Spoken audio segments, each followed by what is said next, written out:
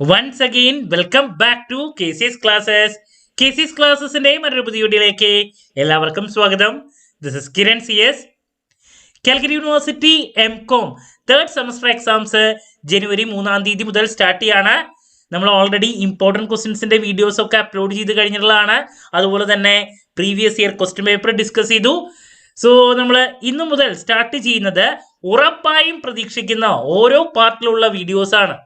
So ആദ്യത്തെ exam ആയിട്ട് വരുന്നത് നമുക്ക് ഫിനാൻഷ്യൽ മാനേജ്മെന്റ് ആണ്. സോ ഫിനാൻഷ്യൽ മാനേജ്മെന്റിൽ നമ്മൾ ഉറപ്പായും പ്രതീക്ഷിക്കുന്ന SC ചോദ്യങ്ങളാണ് ഈ ഒരു വീഡിയോയിൽ നമ്മൾ ഡിസ്കസ് ചെയ്യാൻ ഉദ്ദേശിച്ചുള്ളത്. സോ വീഡിയോയിലോട്ട് പോണേക്കാൾ മുമ്പ് പറയാനുള്ളത്, നമ്മുടെ സ്ഥാപനം MCOMന് ഓൺലൈനായിട്ട് കോച്ചിങ് പ്രൊവൈഡ് ചെയ്യുന്ന സ്ഥാപനമാണ്. തേർഡ് സെമസ്റ്ററിലെ 3 പ്രോബ്ലം പേപ്പേഴ്സിന്റെ ക്ലാസ്സസ് അവൈലബിൾ ആണ്. ഇതുപോലെ തന്നെ ഇത് കഴിഞ്ഞ് നമ്മൾ നെക്സ്റ്റ് 4 സെമസ്റ്ററിന്റെ ക്ലാസ്സസും ആരംഭിക്കും. സോ വീഡിയോ ക്ലാസ്സിന്റെ റെക്കോർഡ് ഇടും ഉള്ളതുകൊണ്ട് തന്നെ എപ്പോൾ വേണമെങ്കിലും പഠിച്ച് ഡൗട്ട് ഉള്ളത് ചോദിക്കുകയും ചെയ്യാം കേട്ടോ. ഇതുവരെയുള്ള നമ്മുടെ റിസൾട്ട്സ് ഒക്കെ സൂപ്പർ റിസൾട്ട്സ് ആണ്.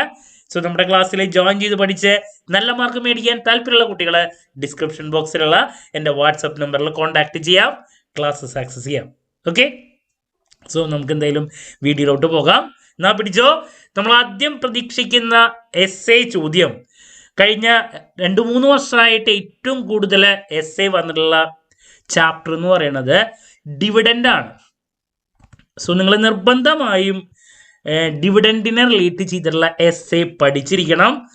വളരെ ഇമ്പോർട്ടൻ്റ് ആണ്. അതിൻ്റെ തിയറീസും ഉണ്ട്, അതുപോലെ തന്നെ അതിൻ്റെ പ്രോബ്ലംസും ഉണ്ട്. റിപ്പീറ്റ് ആയിട്ട് നമ്മൾ കണ്ടുവന്നിട്ടുള്ളതാണ് കേട്ടോ. സോ ഇതാണ് ചോദ്യം. Explain various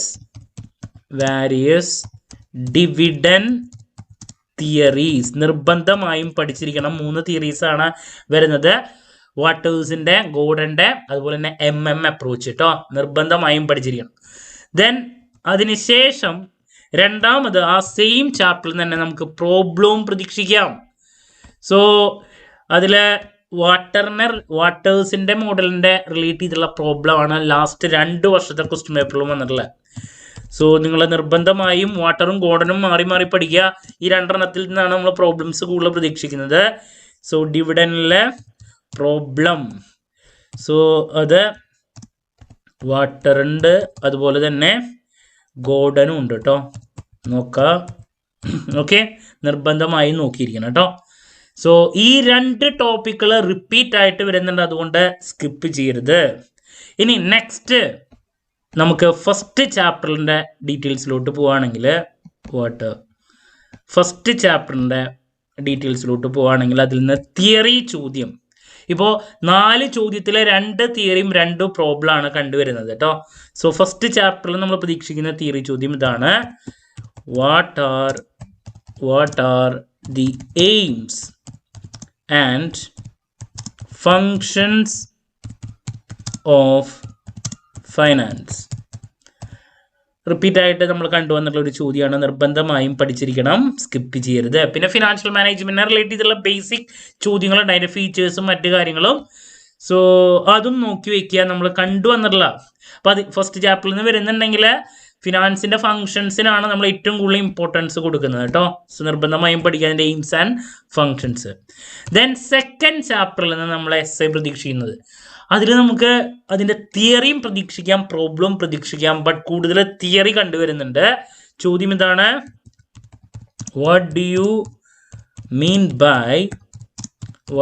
mean by investment decision? Second chapter ആണ്. ഇൻവെസ്റ്റ്മെൻറ്റ് ഡിസിഷൻ വളരെ ഇമ്പോർട്ടൻ്റ് ആണ്. ദെൻ അതിൻ്റെ എന്താണ് different types. What are the various types of investment decision? നിർബന്ധമായും പഠിച്ചിരിക്കണം. Okay,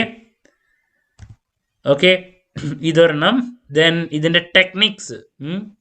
So what do you mean by investment decision? What are the various types of investment decision? നിർബന്ധമായി നോക്കിയിരിക്കണം കേട്ടോ. Second chapter ആണ് നമ്മുടെ.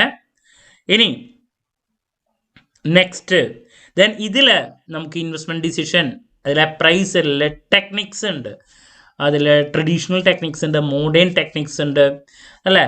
Pay back, NPV അല്ലേ. Traditional pay back വരുന്നു, മോഡേണിൽ NPV IRR ഈ കാര്യങ്ങൾ വരുന്നു, അത് നോക്കിയിരിക്കണം കേട്ടോ. സോ ഇതാണ് നമ്മൾ പ്രതീക്ഷിക്കുന്ന മറ്റൊരു ചോദ്യം, റിപ്പീറ്റ് ആയിട്ട് വരുന്നതാണ്.